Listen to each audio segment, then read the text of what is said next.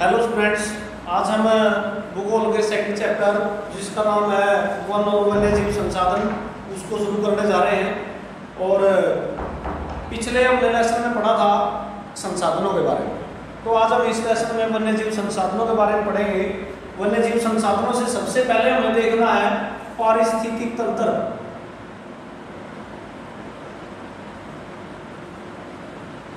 पारिस्थितिक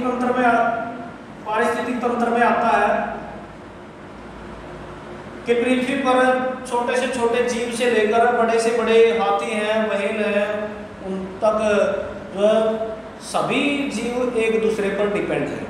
इसको हम अगर एक दूसरे की कह सकते हैं कि संख्या घटेगी तो उसके नुकसान दूसरे पर भी पड़ेंगे। उदाहरण के लिए हम देखते जा रहे हैं ग्लोबल वार्मिंग है या पेड़ पौधे ज़्यादा जो कटाई की जा रही है जिसके कारण प्रदूषण बढ़ा है, उसका जो नेगेटिव प्रभाव मनुष्य पर भी पड़ा है। क्यों पड़ा है? क्योंकि पेड़ पौधे क्या करते हैं, ऑक्सीजन छोड़ते हैं और मानव जो है सांस लेने के लिए मनुष्य को ऑक्सीजन की जरूरत है और कार्बन डाइऑक्साइड जो है पौधे ग्रहण करते हैं। तो इसलिए ये तो एक उदाहरण था नॉर्मल। और तरह के जितने भी हम उदाहरण देखते हैं, मान लीजिए कोई पशु मर जाता है, उसको भूमि के नीचे दबा दिया जाता है, कुछ ना कुछ दिनों के बाद जो है उसका कैसे संपीड़न हो जाता है, या फिर कोई ज़्यादा पका हुआ फल है वो अपने आप पेड़ से गिर जाता है तो हमारे जो छोटे छोटे कीटाणु हैं वो उसको तहस नहस कर देते हैं। अगर ऐसा नहीं होता तो पृथ्वी पर ज़्यादा कह सकते हैं कि स्मेल या गंदगी कह सकते हैं कि मात्रा ज़्यादा होती है। तो इसमें हम पारिस्थितिक तंत्र है, पारिस्थितिक तंत्र यानी कि पृथ्वी पर रहने वाले प्रत्येक जीव जंतु बड़े से लेकर छोटा तक सभी एक दूसरे पर डिपेंड है। भारत की अगर हम जिक्र करें, भारत में कह सकते हैं वन्य और जीव जंतु की काफी मात्रा में विविधताएं पाई जाती है। अनुमान अंदाजा है कि सारे विश्व की भारत में 8% या फिर 16 लाख संख्या जो है अनेक प्रकार के वन्य और जीव जंतुओं की पाई जाती है। इसके बाद हम देखते हैं कि समय के अनुसार, बदलने के समय के अनुसार इनमें बदलाव आता गया। हमारे पारिस्थितिक तंत्र में क्यों आता गया है, यानी कि पेड़ पौधों को काट लिया गया है या फिर किसी भी अन्य और कारणों के कारण इनकी संख्या लगातार कम होती जा रही है। यानी कि अगर हम उदाहरण के लिए देखें तो भारत में 10% जो वनस्पति और 20% हम देखते हैं स्तनधारी, जो मतलब कह सकते हैं दूध पिलाने वाले जीव जंतु हैं, वो उनका लुप्त होने का खतरा है, लुप्त हो गए हैं या खतरा है। क्यों लुप्त हो गए हैं?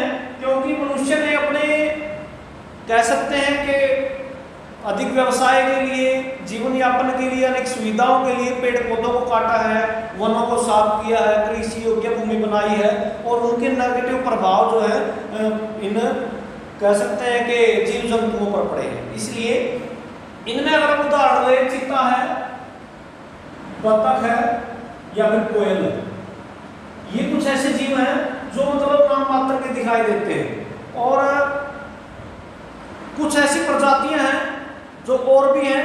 भारत में कह सकते हैं कि विश्व का अनेक विविधताओं से भरा हुआ देश है, भारत समृद्ध देश है विविधताओं का या कैसे जीव जंतुओं का। तो उनमें से जैसे भारत में 44 प्रजातियां पक्षियों की और 15 प्रजातियां सरीसृपों की। सरीसृप होते हैं जो रैंक कर चलते हैं।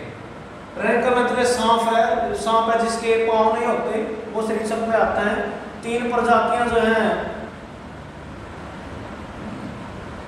और इनकी होती है 1500 प्रजातियां पौधों की, जो मतलब इतने प्रकार के जो पौधे भारत में, ये इतने प्रकार के कह सकते हैं प्रजातियां पाई जाती हैं।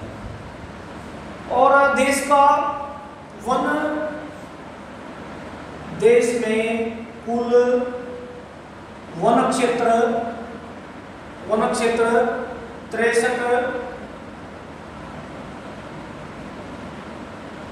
200 के लगभग वर्ग किलोमीटर लगभग है। इसमें वन पाए जाते हैं, वन पाए जाते हैं, इतने क्षेत्रफल में वन पाए जाते हैं। और ये कुल का टोटल विश्व का 19.39 है, टोटल विश्व का। इसके बाद 1997 के बाद कुछ वृद्धि की गई वनों में, या अनेक प्रकार के वृक्षारोपण संगठन या कह सकते हैं कि अंतरराष्ट्रीय संगठन है, या देश के अनेक प्रकार के ऐसे संगठन बने जिन्होंने वृक्षों को बढ़ावा देने में महत्वपूर्ण भूमिका दी। आगे है, भारत में कुछ ऐसी प्रजातियां हैं जिनको अनेक भागों में बांटा गया है। जैसे सबसे पहले हम देखते हैं सामान्य प्रजातियां। सामान्य प्रजातियां पेड़ वन्य जीव संसाधनों की सामान्य प्रजातियां हैं। सामान्य में आते हैं जिनकी संख्या अभी तक नॉर्मल है, ना ज्यादा कम हुई है, या कह सकते हैं कि इनको ढूंढने में ये कह सकते हैं जंगलों में पाए जाते हैं, या फिर कह सकते हैं इनकी संख्या इतनी ज्यादा कम नहीं हुई है। पशु है, साल है, चीड़ है, ठीक है। इसके बाद आती है हमारी दूसरी, अगर हम यहाँ दूसरी देखें तो संकटग्रस्त प्रजातियां। संकटग्रस्त प्रजातियां ये वो प्रजातियां हैं जो मतलब आने वाले समय में अगर इनकी परिस्थितियां चेंज नहीं हुई तो ये लुप्त हो सकती है। यानी कि अगर इसी तरह इनकी परिस्थितियां चलती रही तो लगभग ये इन पर जीवन का संकट हो सकता है। उदाहरण के लिए मगरमच्छ है, या फिर हिरण है, बंदर है, ठीक है। उसके बाद है सुभेद प्रजातियां। सुभेद प्रजातियां ये वो प्रजातियां हैं जीव जंतुओं की जो मतलब कठिन परिस्थितियों के कारण खत्म होने के बिल्कुल कगार पर है। इनकी भी अगर परिस्थितियां नहीं चेंज की गई तो ये भी जो है आने वाले समय में खत्म हो सकती है। इसके जो उदाहरण हम दे सकते हैं, हाथी है, डॉल्फिन, एक प्रकार की व्हेल मछली का उदाहरण है जो लगभग आने वाले समय में खत्म हो सकती है।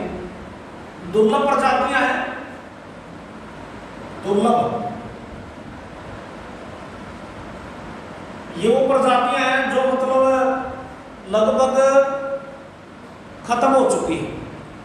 अगर परिस्थितियां अनुकूल इनके नहीं रही जीवन के लिए तो आने वाले समय में इनको भारत में लुप्त घोषित कर दिया जाएगा। ऐसी जो प्रजातियां हैं उनको हम दुर्लभ प्रजातियों में जो है रखते हैं। इसके बाद आती है स्थानिक प्रजातियां। स्थानिक प्रजातियां, स्थानिक प्रजातियां में आती हैं ये किसी भारत में क्या है, अनेक प्रकार की मिट्टी हमने पढ़ी है पिछले लेसनों में, अनेक प्रकार की जलवायु कह सकते हैं चेंज है भारत में क्षेत्रफल के अनुसार।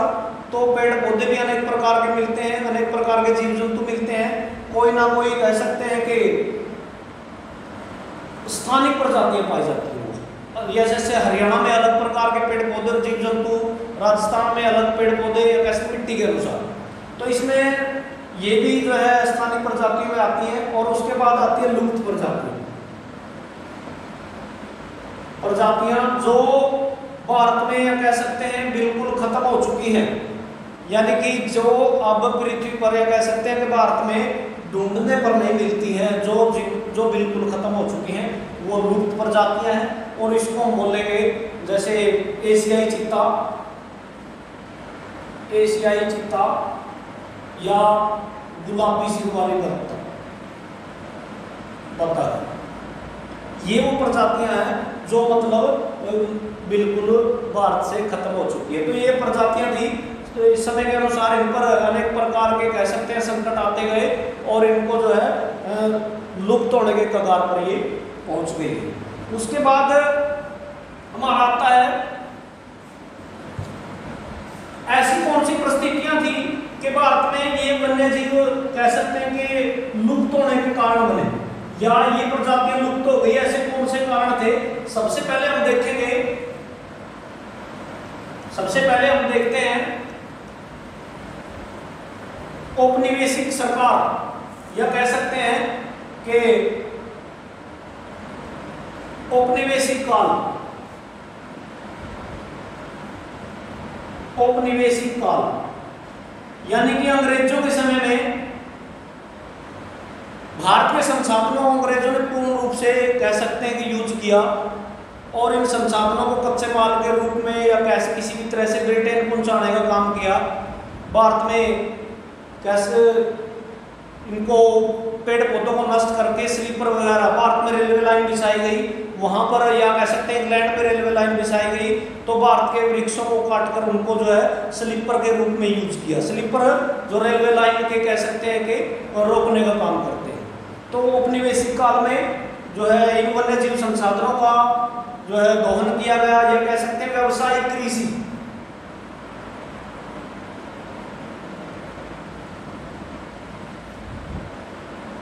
व्यावसायिक कृषि में आता है कि भारत में स्टार्टिंग से ही केवल जीवन निर्वाह कृषि की जाती थी, यानी कि हमारे देश में हमारा देश एक कृषि प्रधान देश है, यहाँ पर लोग अपने जीवन यापन के लिए कृषि पर डिपेंड है और केवल इतनी कृषि करते जिससे अपने परिवार का गुजारा होता था। लेकिन अंग्रेजी काल के दौरान, गुलामी के दौरान अंग्रेजों ने कह सकते हैं जीवन यापन की बजाय व्यवसायिक कृषि पर ज्यादा बल दिया। क्यों? क्योंकि व्यवसाय के कारण भारत में से वो ज्यादा लाभ जो है अर्जित करना चाहते थे। इसका उदाहरण अफीम की कृषि है या नील की कृषि का दे सकते हैं, या कह सकते हैं चाय की कृषि। अफीम, नील और चाय, इस प्रकार की जो व्यवसायिक कृषि है वो भारत में अंग्रेजों ने इन पर ज्यादा कह सकते हैं कि जोर दिया। लगभग हम कह सकते हैं कि अंग्रेजों ने 1951 से ले 1951 से 1980 के बीच 26,200 किलोमीटर 200 किलोमीटर वनों को खत्म किया। यानी कि अंग्रेज इतने इस समय के दौरान लगभग इतने वनों को साफ करके या तो वहां कृषि की गई या कह सकते हैं कि अनेक प्रकार के उद्योग स्थापित किए गए या व्यवसायिक कृषि की गई। दूसरा आता है बांध। बांधों के कारण बांध बड़ी बड़ी नदियों पर बिजली पैदा करने के लिए पानी के बहाव को बीच में रोककर बांध बनाए जाते हैं, जिसके कारण बिजली की खपत को पूरा किया जाता है। इससे भी जो है कह सकते हैं कि ज्यादा मात्रा में वन्य जीव संसाधन जो है उनको नष्ट किया गया। उदाहरण के लिए 1952 में नदी घाटी परियोजनाओं के कारण 50,000 वर्ग किलोमीटर क्षेत्रफल वनों के क्षेत्र को साफ किया गया।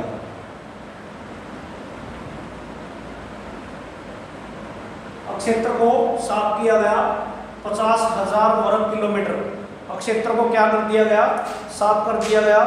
और अकेली नर्मदा नदी पर बांध बनाने के लिए नर्मदा नदी पर नाम था सरदार सरोवर बांध। सरदार सरोवर बांध बनाने के लिए सरकार ने वहां पर 4 लाख हेक्टेयर भूमि को साफ किया। नर्मदा नदी पर सरदार सरोवर बांध बनाया गया, वहां पर 4 लाख हेक्टेयर भूमि को साफ कर दिया गया। आसपास के गांवों को उठा दिया गया, लोगों को वहां से प्रस्थापित यानी कि दूसरे स्थानों पर भेज दिया गया, जिसके कारण लोग काफी प्रभावित हुए। वनों पेड़ पौधों को साफ कर दिया गया और कह सकते हैं कि वहां से लोगों को दूसरे स्थानों पर भेज दिया गया। इसके कारण भारत में बहुत ज्यादा कह सकते हैं कि इसके खिलाफ आंदोलन भी हुआ। आगे आता है दूसरा खनन यानी कि खनिजों को पृथ्वी से खोदकर निकालने में भी भारत में इनको खत्म करने का एक अहम जो है कारण माना जाता है। यहाँ हम बांग्लादेश का एक उदाहरण लेते हैं, बक्सा टाइगर रिजर्व। ये एक वन्य जीव संसाधन है जिसको बंगाल में बक्सा टाइगर रिजर्व, ये वन्यजीव संसाधन है। इसको खनन के कारण आज या कह सकते हैं कि ये अपने खत्म होने की कगार पर है, खत्म होने के कगार पर है। यानी कि बांग्लादेश, पश्चिम बंगाल में खनन के कारण ये वन्य जीव अभयारण्य है वो खत्म होने के कगार पर है। आगे है पर्यावरण प्रदूषण।